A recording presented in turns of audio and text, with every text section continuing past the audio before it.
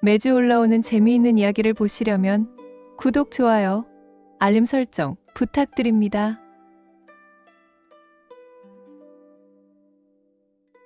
지금 시작합니다.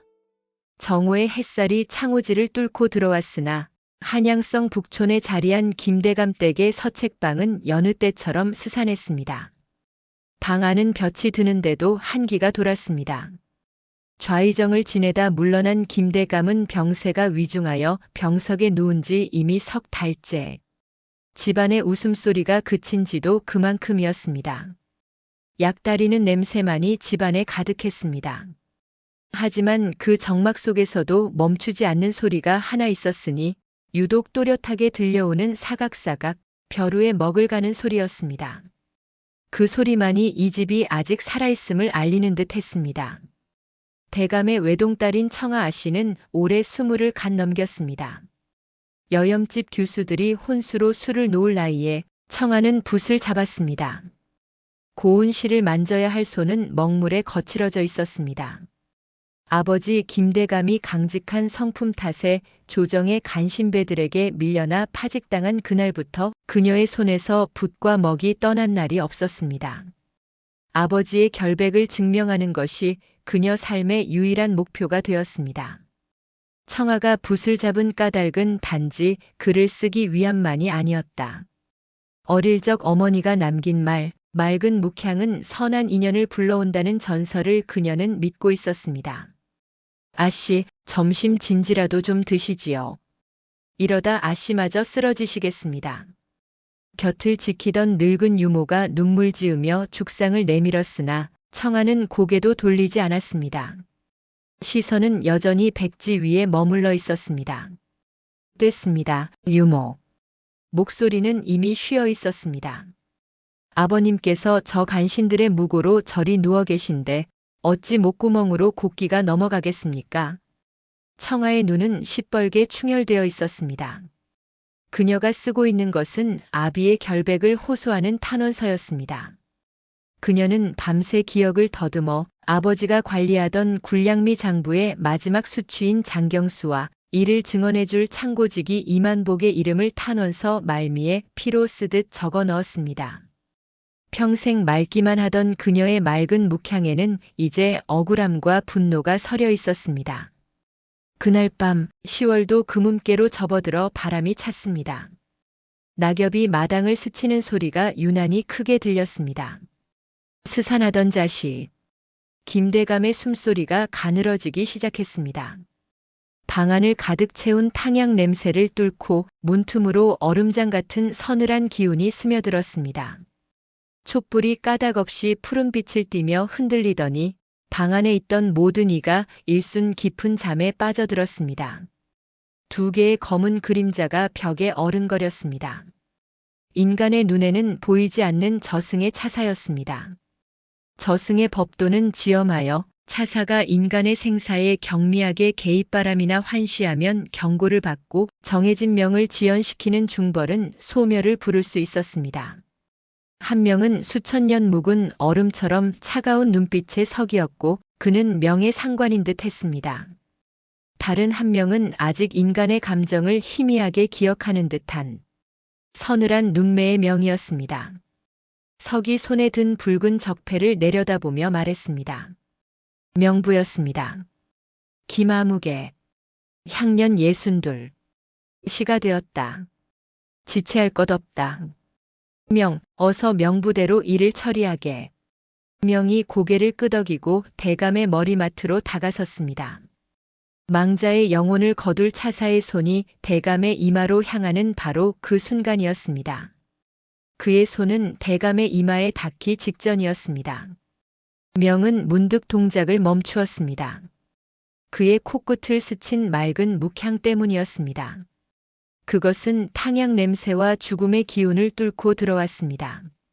그것은 단순한 먹 냄새가 아니었습니다. 억울함에 항거하는 강인한 의지, 아비를 구하려는 절박한 효심, 그리고 삶에 대한 뜨거운 열망이 뒤섞인 수백 년간 맡아본 적 없는 강렬한 생의 향기였습니다. 수백 년간 죽음만을 다루던 그에게는 낯선 충격이었습니다. 고개를 돌리자 사랑채 건너편 서책방에서 달빛을 등진 채 붓을 든 청아의 모습이 눈에 들어왔습니다. 아비의 목숨이 경각에 달린 것도 모른 채 오직 아비의 명예를 구하겠다는 일념으로 자신을 태우고 있는 여인의 모습. 그녀의 그림자가 촛불에 길게 흔들렸습니다. 그 처연하고도 강인한 모습에 수백 년간 망자만을 보아왔던 명의 무심한 가슴에 처음으로 이상한 파문이 일었습니다. 이것이 연민인지 아니면 단순한 호기심인지 알 수 없었습니다.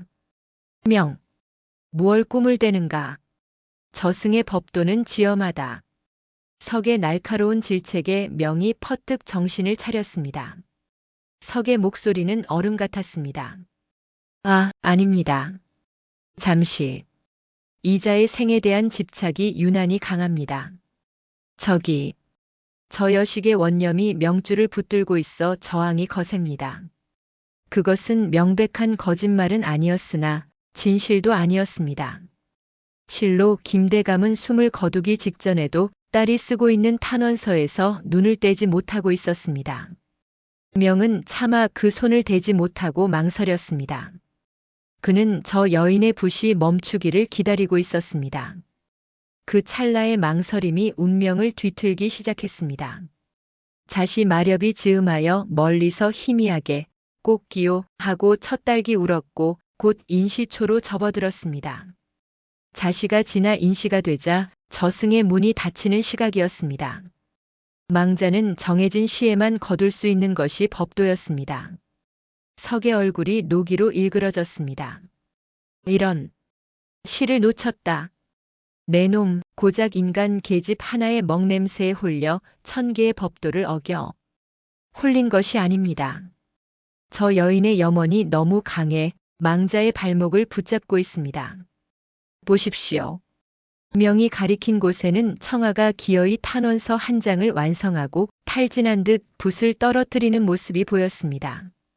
그와 동시에 김대감은 그 모습을 보고서야 겨우 희미하게 미소를 짓더니 이내 깊은 잠인지 혼수인지 모를 상태로 빠져들었습니다. 석은 분노했으나 어쩔 도리가 없었습니다. 이미 날이 밝아오고 있었지요. 그는 이를 갈았습니다. 좋다. 하지만 내일 밤 자시에는 한치의 오차도 없어야 할 것이다. 그때도 미적거리면 너와 나 둘 다 염라의 벌을 면치 못할 게다. 두 차사는 연기처럼 사라졌습니다. 석은 사라졌으나 명은 완전히 떠나지 못했습니다. 그는 대감댁 지붕 위에 머물며 꼬박 하루를 더 지켜보게 되었습니다. 자신이 왜 저승의 법도보다 저 여인의 눈물을 더 신경 쓰게 되었는지 수백 년 만에 처음으로 혼란이라는 감정을 느꼈습니다.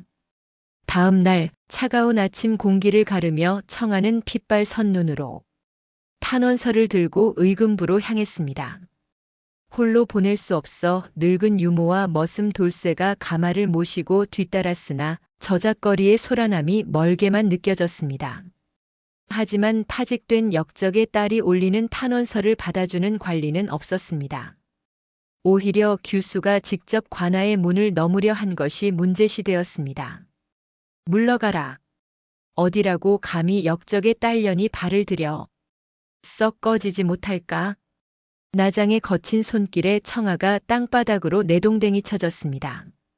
애써 쓴 탄원서는 흙먼지에 더럽혀졌습니다. 청아는 울음도 터뜨리지 못하고 그저 찢어진 손바닥만 내려다보았습니다. 피가 맺혔으나 아픔도 느끼지 못하는 듯 했습니다. 흙먼지가 묻은 손으로 다시 탄원서를 주워드는 그 작은 어깨가 파르르 떨리고 있었습니다. 그 모습을 지켜보던 명의 가슴이 두 번째로 이상하게 아려왔습니다. 그는 인간의 고통에 무감해야 했습니다. 그것은 철칙이었습니다. 그러나 명은 자기도 모르게 서책방 지붕에서 의금부 앞으로 다가갔습니다. 마침 그 앞을 지나가던 이가 있었습니다. 김대감의 오랜 벗이었으나 지금은 대사원의 자리에 있는 최 대사원이었습니다. 그는 김대감이 역모에 휘말리자 애써 외면했던 터였습니다. 최 대사원은 땅바닥에 주저앉은 청아를 보고도 못 본 척 지나치려 했습니다. 그는 청아와 눈이 마주칠까 두려워 걸음을 재촉했습니다. 그때였습니다. 갑자기 서늘한 바람이 훅 불었습니다. 마치 손이 있어 먼지를 털어내듯 청아가 떨어뜨렸던 탄원서가 먼지를 툭툭 털어내더니 마치 살아서 날아가는 나비처럼 팔랑거리며 최 대사원의 얼굴 정면으로 날아갔습니다. 아이쿠, 이게 무슨 짓인가? 웬 종이장이? 최 대사원은 뺨을 세게 때리는 종이장에 놀라 탄원서를 붙잡았습니다. 그리고 거기에 적힌 김대감의 억울함을 호소하는 청아의 피 맺힌 글씨와 그녀가 적어 넣은 증거들을 읽게 되었습니다. 그는 그 자리에 못 박힌 듯 멈춰 섰습니다. 최 대사원의 얼굴이 불그락푸르락 변했습니다. 그는 결국 탄원서를 품에 안고 발길을 돌려 대궐 안으로 들어갔습니다. 지붕 위에서 명이 가만히 손을 거두었습니다. 그가 일으킨 바람이었습니다. 명백한 1000개의 법도 위반이었습니다. 인간사에 개입한 차사는 소멸의 벌을 받게 되어 있었습니다. 그는 자신이 왜 이런 위험한 짓을 하는지 알 수 없었으나 흙먼지 속에서 탄원서를 움켜쥐고 다시 일어서는 청아의 모습에서 눈을 뗄 수가 없었습니다. 그는 자신이 돌아올 수 없는 강을 건넜음을 예감했습니다. 청아는 그 길로 집으로 돌아가지 않고 작은 사찰로 향했습니다. 늦가을 산사의 공기는 더 찼습니다. 아버지를 모함한 간신들의 세가 너무도 막강했기에 최 대사원 한 명의 힘으로는 부족할지 모른다는 불안감 때문이었습니다. 그녀는 불상 앞에 엎드려 가져온 먹으로 작은 불경을 필사하기 시작했습니다. 부처님, 자비를 베푸시어 제 아비의 억울함을 풀어주시옵소서. 이 모든 고난을 제가 감당할 터이니 부디. 그녀의 목소리는 작았으나 염원은 굳건했습니다. 차가운 법당 바닥에서 굶주린 배를 움켜쥐고 오직 일념으로 기도하는 여인. 명은 그녀의 곁에 머물렀습니다. 그는 그녀가 느끼는 한기를, 허기를, 그리고 절박함을 고스란히 느꼈습니다. 수백 년간 잊고 지냈던 인간의 고통이었습니다. 죽은 자의 마지막 숨만을 거두던 그에게는 생소한 감각이었습니다. 그리고 그 고통에 공감하는 자신의 마음이 연민을 넘어 연정에 가까워지고 있음을 깨닫고 소스라치게 놀랐습니다. 그날 밤 대감댁에는 작은 소동이 일어났습니다. 대감이 잠시 눈을 떴기 때문입니다. 유모의 다급한 목소리가 정막을 깼습니다. 아씨, 대감마님께서 정신이 드셨습니다. 몸종의 외침에 청아가 법당에서 급히 달려왔습니다. 김대감은 딸의 손을 잡고 힘겹게 말했습니다. 청아야, 이제 애쓰지 마라. 다 부질없는 짓이다. 그저 내가 맘 편히 사는 것이 이 아비의 바람이다. 아버님, 그런 말씀 마십시오. 절대 부질없지 않습니다. 최 대사원 나으리께서 탄원서를 가져가셨습니다. 곧 아버님의 결백이 밝혀질 것입니다. 제발, 제발 조금만 더 버텨주십시오. 청아는 아버지의 손을 잡고 오열했습니다. 그 효심과 절박함이 방 안을 가득 채웠습니다. 밤이 깊어 다시 자시. 어제보다 바람이 더 날카롭게 울었습니다.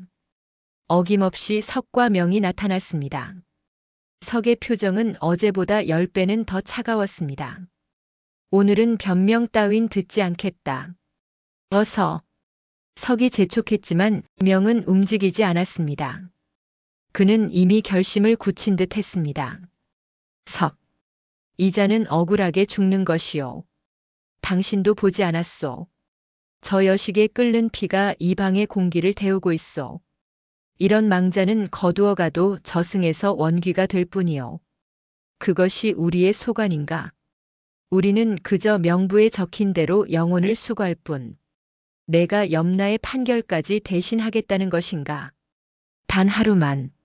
제발 단 하루만 시간을 더 주시오. 제 수사 결과가 나올 때까지만이라도. 미쳤군, 미쳤어. 인간의 희로애락에 물들다니. 내 놈은 차사의 자격이 없다. 비켜라, 내가 직접 거두겠다. 석이 김대감에게 달려드는 순간 명이 앞을 가로막았습니다. 두 차사에 보이지 않는 기운이 부딪히자 방 안의 촛불이 모조리 꺼지고 공기가 얼어붙는 듯한 찬기가 돌았습니다. 내가 감히 동료를 막아? 이자의 명예가 회복되기 전까지는 안 돼오. 두 차사의 기운이 격돌하는 바로 그 순간이었습니다. 이 밤중에 웬 소란이냐? 썩 물러가지 못할까? 대감댁에 충직한 머슴 돌쇠가 몽둥이를 들고 사랑채 문을 벌컥 열었습니다. 그는 요즘 집안의 우환 때문에 잠도 못 자고 뜬 눈으로 밤을 새우다 사랑채의 스산한 기운을 느끼고 달려온 것이었습니다. 물론 그의 눈에는 아무것도 보이지 않았지요. 그는 대돌 아래 신발을 꿰차 신지도 못하고 달려왔습니다. 이상하다. 분명 방 안에서 찬바람이 쌩쌩 불고 웬 사내들이 다투는 소리가 난 듯 했는데 필시 어젯밤에 헛것을 본 고양이 놈이 또 들어왔나 보군. 돌쇠는 그렇게 중얼거리며 문틈으로 방 안을 살폈습니다. 그 순간 석이 명을 밀치려다 돌쇠가 내민 머리와 부딪힐 뻔했습니다. 석은 저승차사의 채통에 맞지 않게 화들짝 놀라 뒤로 물러섰습니다. 인간의 살은 저승차사에게 불과 같이 뜨거웠습니다. 에잇, 저런 미천한 것에게 닿을 뻔했군. 돌쇠는 문틈으로 보이는 싸늘한 기운에 어깨를 으쓱했습니다. 아이고, 춥기는. 웬 놈의 바람이 이리. 에잇, 퇴. 돌쇠가 문지방에 침을 뱉었습니다. 그 침이 마른 땅에 떨어지는 소리가 석에게는 천둥처럼 들렸습니다. 그 침이 하필이면 석의 검은 도포 자락에 튈 뻔했습니다. 어르신들 말씀이 닭피나 인간의 침은 속세의 가장 강한 양의 부정이라 저승의 존재들이 가장 꺼린다 하였습니다. 수백 년 묵은 차사석은 기겁을 하며 두 걸음이나 물러났습니다. 아이고, 대감마님, 기침이 더 심해지셨네. 이놈의 외풍은. 이럴 줄 알고 내가 닭을 한 마리. 돌쇠가 갑자기 품속에서 푸드덕거리는 씨암탉 한 마리를 꺼내 들었습니다. 닭 냄새가 확 풍겼습니다. 어르신들 말씀이 닭피가 잡귀를 쫓는다 하였지요. 이놈의 목을 따서 문지방에. 으악! 석이 기겁하며 방구석으로 몸을 날렸습니다. 닭의 피는 저승사자에게 독약과도 같았습니다. 명은 그 꼴을 보고 저도 모르게 실소를 터뜨릴 뻔했습니다. 그 엄격하고 냉철한 석이 고작 머슴의 침과 닭 한 마리에 질색하는 모습이라니. 허허. 석, 당신도 아직 속세의 더러움을 두려워하는군. 시끄럽다. 저 더러운 놈이 닭의 목을 비틀기 전에 어서 일을 끝내자. 하지만 이미 돌쇠의 난입으로 기운이 흩어졌고 밖에서는 또다시 닭이 울기 시작했습니다. 또다시 시간을 놓친 것이었습니다. 석은 분노로 몸을 떨며 명을 노려보았습니다. 명, 너는 천계에 돌아가면 극형을 면치 못할 것이다. 나는 너의 죄를 먼저 염라대왕께 이 사실을 고하겠다. 석은 그 말을 남기고 검은 연기가 되어 사라졌습니다. 명은 홀로 남았습니다. 그는 자신이 돌이킬 수 없는 일을 저질렀음을 알았습니다. 하지만 이상하게도 후회는 없었습니다. 그는 젖은 솜처럼 무거워진 몸을 이끌고 날이 밝도록 청아의 방 앞 처마 밑에 앉아 있었습니다. 새벽이 되자 청아는 다시 붓을 들었습니다. 어제 최 대사원이 탄원서를 가져갔지만 그것으로 안심할 수 없었습니다. 그녀는 이번에는 사원부의 다른 관리들에게 보낼 탄원서를 쓰기 시작했습니다. 그때 요란한 향냄새와 함께 대감댁에 먼 친척벌 되는 고모가 찾아왔습니다. 입이 가볍고 입심 좋기로 소문난 마파도댁이었습니다. 아이고, 청아야. 이게 웬일이냐? 대감 어른께서는 아직도 누워 계시고. 쯧쯧. 내가 다 속이 상한다. 속이 상해. 그녀의 목소리는 방 안의 침묵과 어울리지 않게 높았습니다. 마파도댁은 말로만 위로를 건네며 방안을 훑어보았습니다. 그런데 청아야, 너도 이제 나이가 찼다. 아비가 저리 누워있다고 내 인생까지 내버릴 게냐. 여자의 운명이란 시집을 잘 가야 풀리는 법이다. 고모님, 지금 그런 말씀을 하실 때가 아닙니다. 청아의 목소리가 차갑게 가라앉았습니다. 아니다, 지금이야말로 할 때지. 내가 아주 좋은 혼처를 물어왔다. 병조 판서댁 둘째 아드님인데 듣자 하니 인물 좋고 학식 좋고 내가 시집만 가면 그 집안 힘으로 내 아비 누명도 벗겨줄지 누가 아느냐. 이것이 그 병조 판서 대감의 각별한 뜻이라 하더구나. 이것은 위로가 아니라 거래였습니다. 청아는 붓을 내려놓았습니다. 고모님, 저는 제 아버님의 명예를 팔아 제 안위를 구할 생각이 추호도 없습니다. 돌아가 주십시오. 뭐? 2년이. 내가 누굴 위해 이리 발품을 파는데. 아비 닮아서 고집만 세 가지고는 너 그러다 평생 수절하고 늙어 죽는다. 마파도댁이 악을 쓰며 나가다가 미끄러운 문지방 탓인지 제 치맛자락에 걸려 문지방에서 크게 엉덩방아를 찧었습니다. 아이고, 내 엉치야. 이 망할 년의 집구석은. 그 소리가 마당을 울렸습니다. 명은 지붕 위에서 그 꼴을 보고 저도 모르게 또 한 번 웃었습니다. 그는 병조 판서가 바로 김대감을 모함한 간신들의 우두머리임을 알고 있었습니다. 청아는 자신도 모르는 사이 가장 위험한 제안을 단칼에 베어낸 것이었습니다. 명은 그녀의 강인함과 올곧음에 다시 한번 감탄했습니다. 그리고 결심했습니다. 그녀가 저 더러운 거래에 넘어갔다면 자신도 이리 마음이 쓰이지 않았을 터였습니다. 어차피 벌을 받을 바에야 이왕이면 저 여인의 소원을 반드시 이루어주고 싶다고. 그는 자신이 사랑이라는 감정에 빠졌음을 인정할 수밖에 없었습니다. 그는 더 이상 망설이지 않기로 했습니다. 그는 곧장 최 대사원의 집으로 날아갔습니다. 최 대사원은 어제 받은 탄원서를 앞에 두고 관여해야 할지 말아야 할지 전전긍긍하고 있었습니다.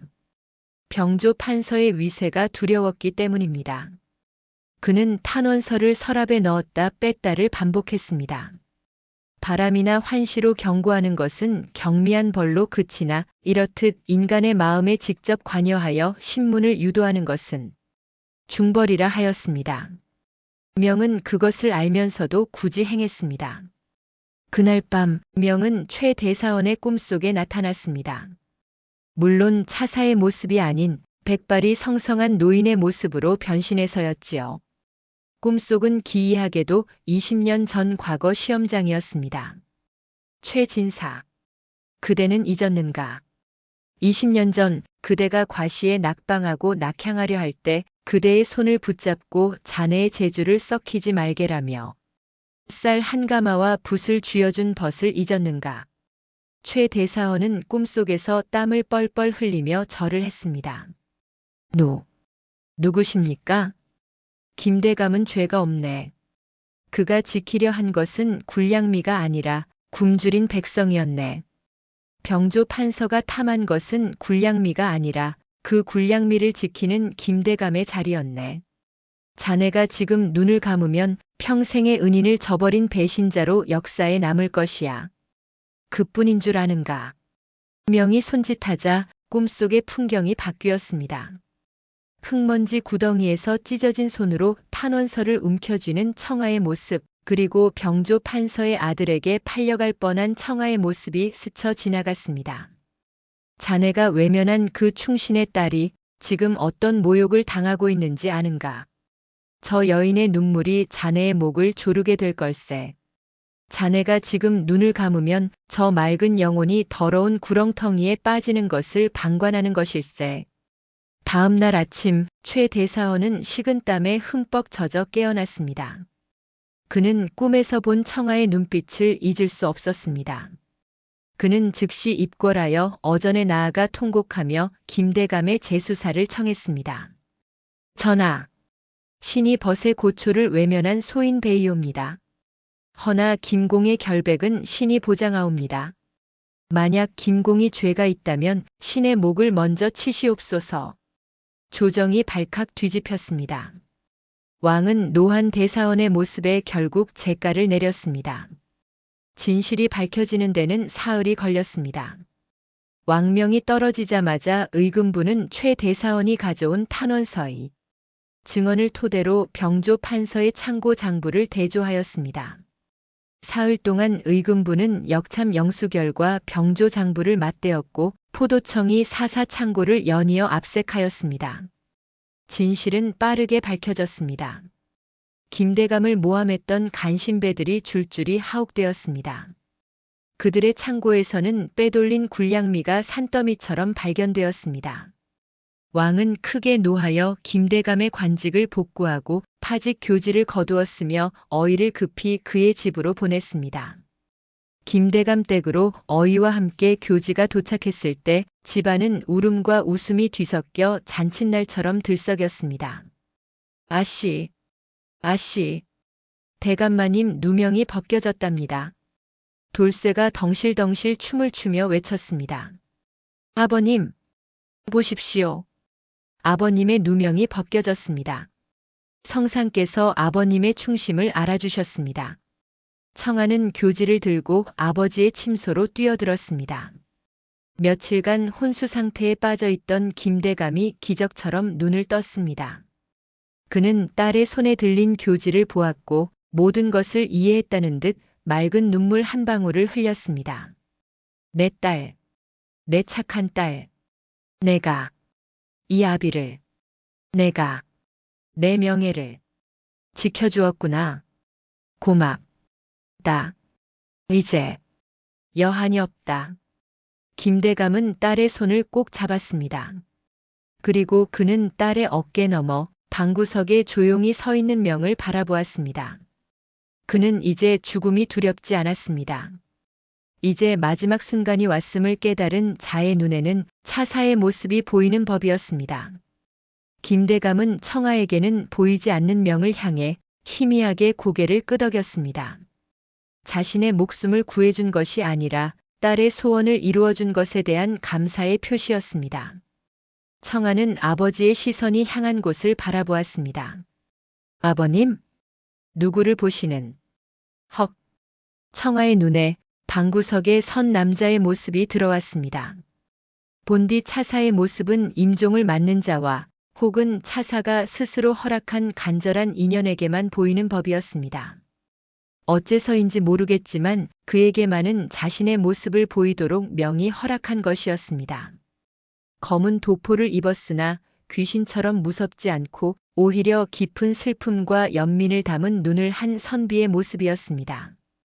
청아는 직감했습니다. 저희가 누구인지.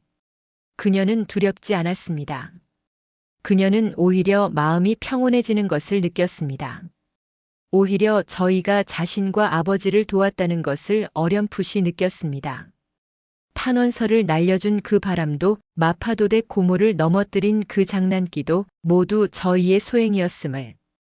혹, 아버님을 모시러 오신 분이십니까? 청아의 목소리는 떨리지 않았습니다.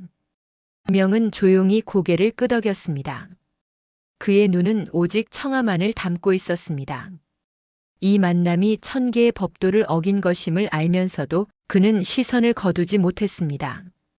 아가씨, 가셔야만 합니까? 이제 막 억울함이 풀리셨는데. 아가씨, 이승의 억울함은 푸셨으나 하늘의 명은 거스를 수 없습니다. 저도 더는 지체할 수 없습니다. 하지만 편안히 가실 것입니다. 명의 목소리는 낮고 부드러웠습니다. 바로 그때 돌쇠가 문을 활짝 열며 방으로 헐레벌떡 뛰어들어왔습니다. 어이를 모시고 온 것이었지요. 대감마님, 아씨, 어이께서. 이 선비님은 뉘신지요? 어이보다 먼저 오신 다른 의원이십니까? 행색을 보아하니 용한 치매 같으신데. 돌쇠는 명을 보며 천진하게 물었습니다. 명은 난감한 표정을 지었습니다. 수백 년 차사 노릇에 이런 대접은 처음이었습니다. 그는 김대감을 바라보며 작게 말했습니다. 대감, 이제 가시지요. 돌쇠와 어이의 눈에는 그저 대감이 마지막 숨을 고르는 것으로 보였습니다. 김대감은 딸의 손을 놓고 평생 지켜온 충신의 미소를 지으며 조용히 눈을 감았습니다. 청아는 울음을 터뜨렸지만 그것은 억울함의 눈물이 아닌 아버지를 편히 보내드리는 감사의 눈물이었습니다. 명이 김대감의 영혼과 함께 돌아서려 할 때였습니다. 잠시만 기다려 주십시오. 그녀의 목소리에 애원이 담겼습니다. 청아가 붉어진 눈으로 그를 불렀습니다. 그녀는 떨리는 손으로 벼루에 물을 붓고 다시 먹을 갈기 시작했습니다. 사각거리는 소리가 방안을 채웠습니다. 그리고는 가장 좋은 한지에 난을 치기 시작했습니다.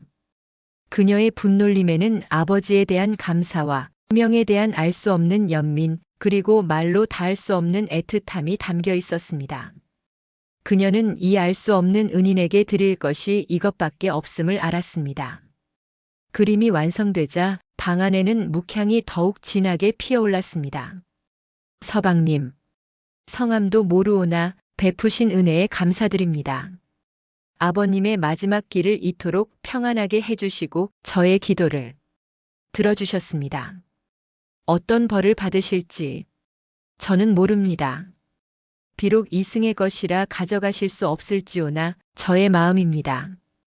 그녀가 내민 그림 속의 난초는 금방이라도 맑은 향기를 토해낼 듯 생생했습니다. 명은 차사의 신분으로 인간의 물건을 받을 수 없었습니다. 인간의 마음이 담긴 물건은 금기 중의 금기였습니다. 인간의 정이 깃든 물건은 차사의 영체를 태우는 불과 같았습니다. 다만 지극히 맑은 염원이 담긴 청정한 물건은 예외라 하였으나 명은 수백 년간 그런 것을 본 적이 없었습니다. 하지만 그는 저도 모르게 손을 내밀었습니다. 그림에 닿는 손끝이 불에 데인 듯 뜨거웠습니다. 그의 차가운 손이 그림에 닿는 순간 그림이 타들어가는 것이 아니었습니다. 오히려 묵향이 더욱 진하게 피어오르며 그림 속 난초에서 은은한 빛이 뿜어져 나왔습니다. 명은 그 그림을 품에 안았습니다. 따뜻한 기운이 수백 년 묵은 그의 심장으로 흘러들었습니다. 그는 이것이 자신을 소멸시킬 독이라 해도 기꺼이 받아들이기로 했습니다. 그는 청아를 향해 처음이자 마지막으로 희미하게 웃어 보였습니다. 아가씨의 그 맑은 묵향을 잊지 않겠습니다. 아가씨의 그 붓끝이 저의 얼어붙은 시간을 녹였습니다. 그 말을 끝으로 명은 김대감의 영혼과 함께 사라졌습니다. 청아는 그가 사라진 자리를 한참이나 바라보며 먹먹한 가슴을 쓸어내렸습니다.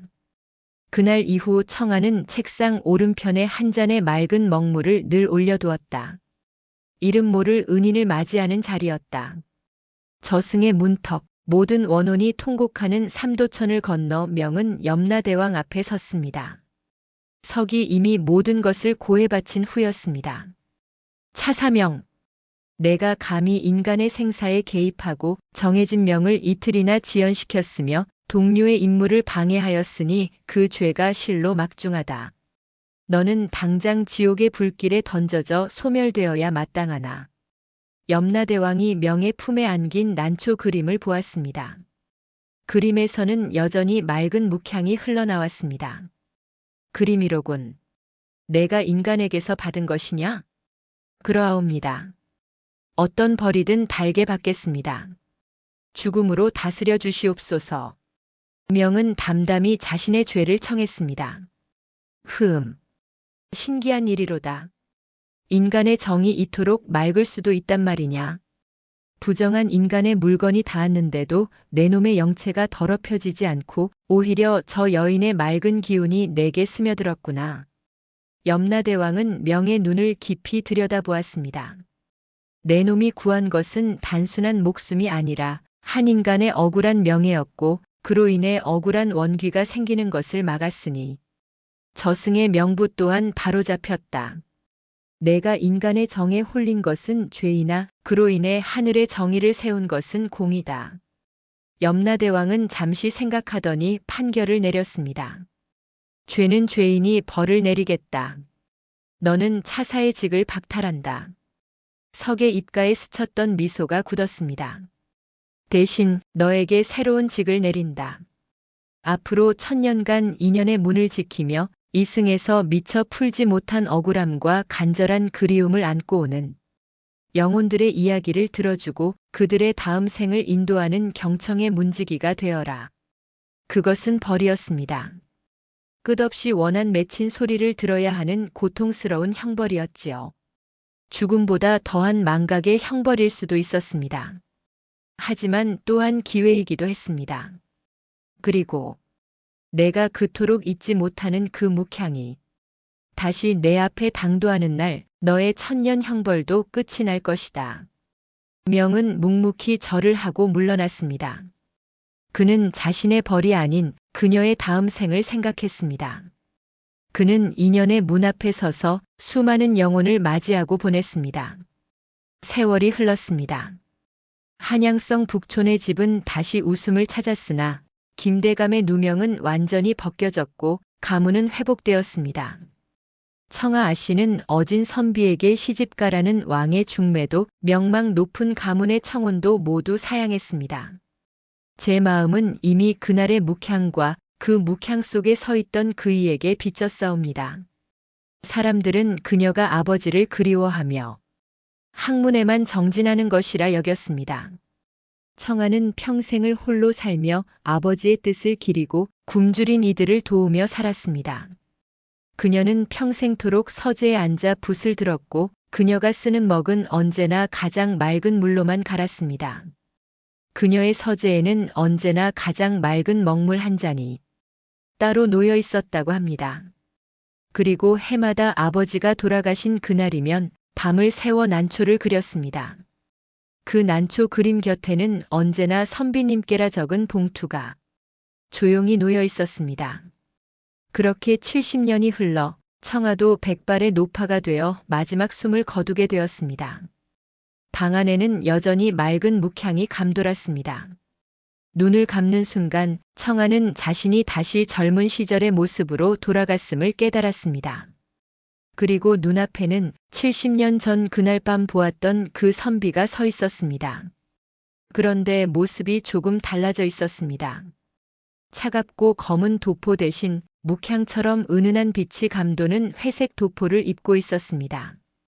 그의 눈은 천년의 슬픔을 담은 듯 깊었으나 더 이상 저승의 냉기 대신 1000년간 수많은 이야기를 들어준 자의 깊고 따뜻한 연민이 담겨 있었습니다. 청아가 수줍게 웃었습니다. 오래 기다리게 하였습니다. 선비님. 명 또한 부드럽게 웃었습니다.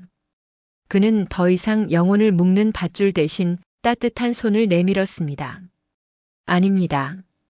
70년은 아주 잠깐이었습니다. 저에게는 어제와 같은 날이었습니다. 아가씨의 난초 그림은 단 하루도 시든 적이 없었습니다.